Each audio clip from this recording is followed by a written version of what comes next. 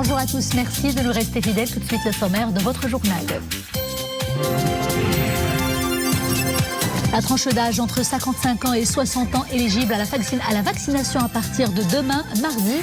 Avec l'élargissement des catégories ciblées, le ministère de tutelle aspire à progresser vers l'immunité collective.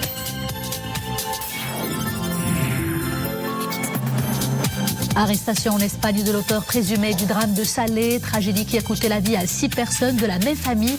C'était en février. L'homme arrêté était recherché par le Maroc pour son implication présumée dans ce meurtre familial.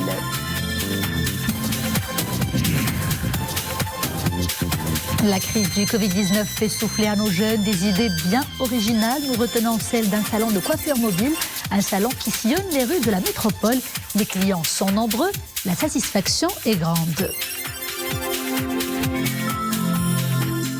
Bonjour, la campagne nationale de vaccination sera élargie à partir de demain, mardi, à la tranche d'âge entre 55 ans et 60 ans. Selon un communiqué du ministère de tutelle, cette mesure vise à élargir les catégories ciblées et à poursuivre les efforts jusqu'ici entrepris afin de progresser vers l'immunité collective. Les personnes concernées doivent envoyer un SMS au numéro gratuit 1717 ou alors consulter le site liqahcorona.ma, et cela pour connaître la date et le lieu de leur vaccination. La cadence de vaccination devrait donc augmenter dans les jours qui viennent. En tout cas, à la date d'hier, 16h, le total des personnes vaccinées avec la première dose s'élève à 4 723 635 personnes. Le nombre de celles qui ont reçu leur deuxième injection s'élève à 4 217 485 personnes. Et pour ce qui est de l'évolution des principaux indicateurs, eh bien, jusqu'à hier, 16h, notez la confirmation de 326 nouveaux cas et notez également 390 guérisons. Et puis nous déplorons malheureusement 4 nouveaux décès.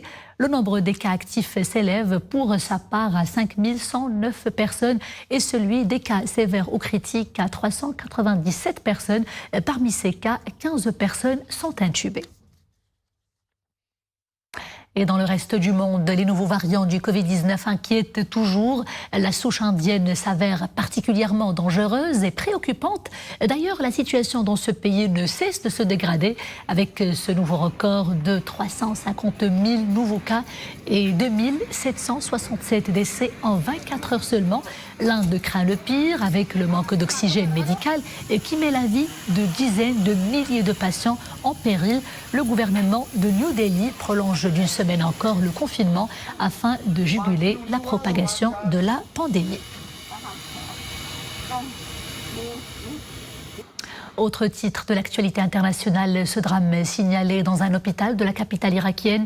Plus de 80 personnes ont péri hier, arrachées à leur respirateur, asphyxiées par les fumées ou carbonisées dans l'incendie d'un hôpital dédié au Covid-19 à Bagdad, la capitale. Selon les médias locaux, cette tragédie est née des négligences constatées sur place, des manquements qui ont valu une suspension au ministre de la Santé.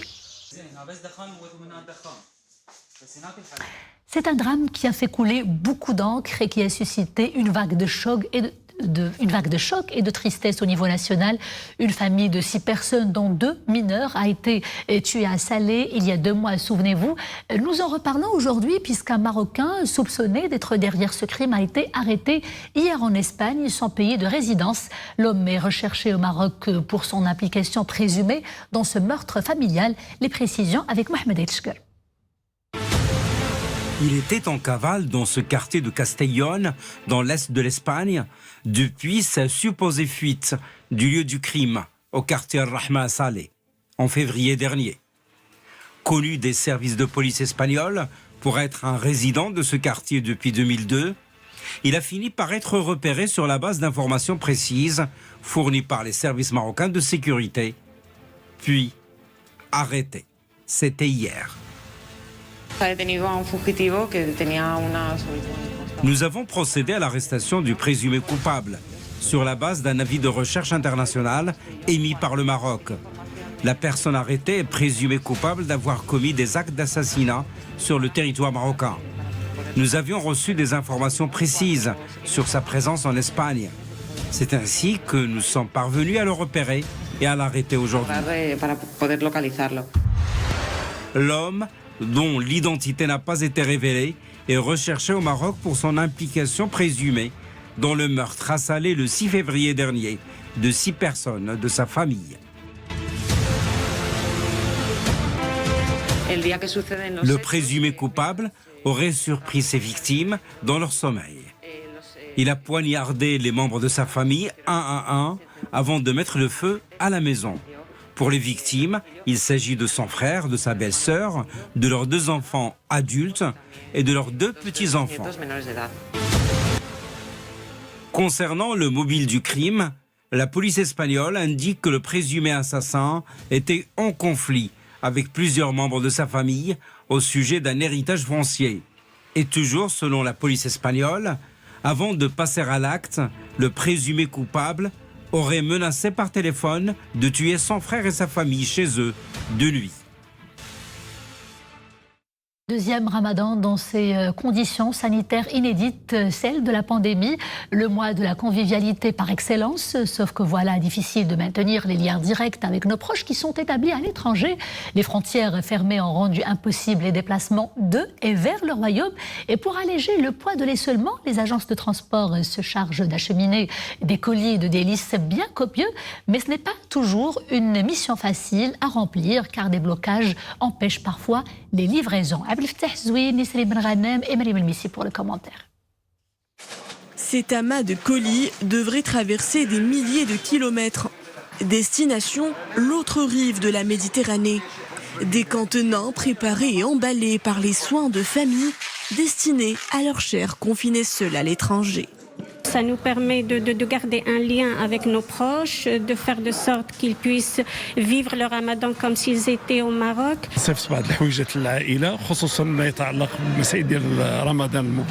J'envoie des pâtisseries marocaines et autres délices à ma famille en Europe.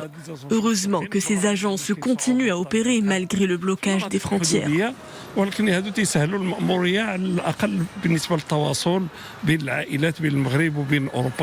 L'affluence se fait encore plus dense en ce mois de Ramadan. Les locaux de cette agence de transport de Rabat ne désemplissent pas. Au compteur, des expéditions par milliers.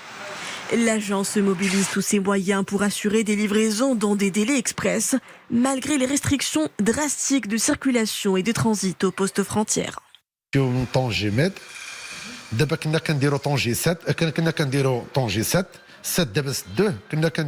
L'unique voie de passage reste Tanger-Med. Avant, le transit se faisait via le port de Tanger-Ville.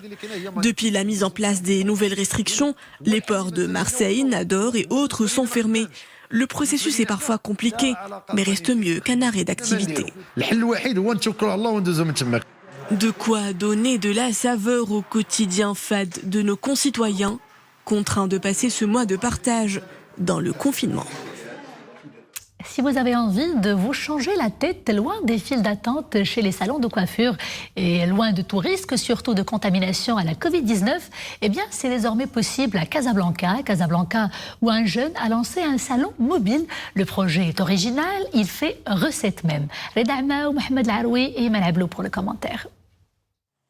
Pour ceux qui frissonnent à l'idée de devoir s'offrir une nouvelle coupe chez le coiffeur en raison d'une probable contamination au Covid-19, en voici la solution. Un salon de coiffure mobile. Le jeune Hicham en est le propriétaire. Son projet a surtout de quoi rassurer les plus frileux en temps de pandémie.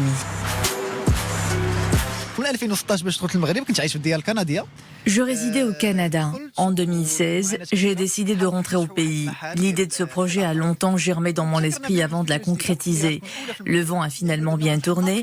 J'ai lancé ce salon mobile. Il est unique en son genre au Maroc. Tailler sa barbe, se raser, s'offrir une nouvelle tête tout simplement, là où on se trouve. L'expérience trouve preneur. Ceux qui l'ont vécu nous expliquent pourquoi. Je voulais voir à quoi ça ressemble. Me raser en pleine caravane, c'est vraiment original.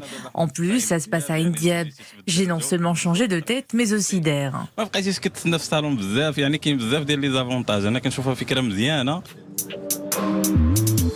Et ce ne sont pas les seuls avantages du salon. Son créateur a tout aussi pensé à l'environnement.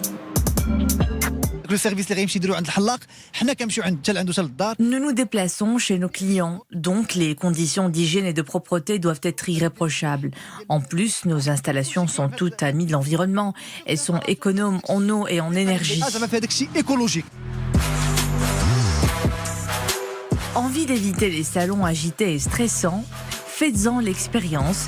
Vous en sortirez avec un changement capillaire garanti qui vous fera du bien. Une petite escale météo, des averses orageuses localement fortes sont attendues aujourd'hui et demain, mardi, dans plusieurs provinces du Royaume.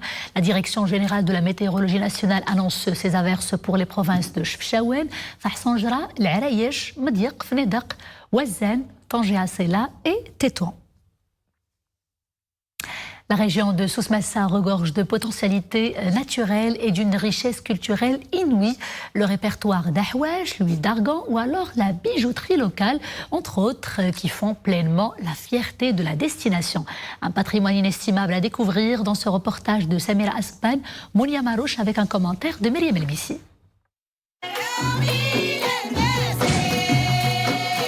Symbole de la région Souss-Massa.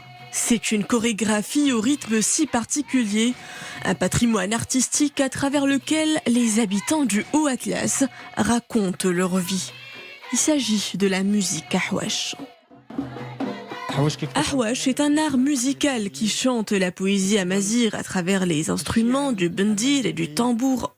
Cette danse peut être collective ou individuelle et varie d'une région à une autre et d'une tribu à une autre. Cet héritage musical a vu le jour pour la première fois à Assazag avant de s'étendre jusqu'aux montagnes de Dnat. Autre trésor qui fait la fierté du Souss, l'argan. Cette ressource naturelle est un exemple vivant de la parfaite symbiose entre l'homme amazigh et la nature. Toutes les pratiques et le savoir-faire liés à ce fruit ont été inscrits en 2014 sur la liste représentative du patrimoine culturel immatériel de l'UNESCO.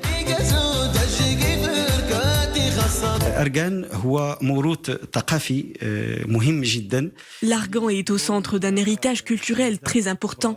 Ce fruit n'a pas encore livré tous ses secrets.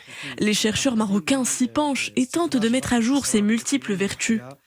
Ce qui explique l'intérêt mondial que suscite cet arbre de vie.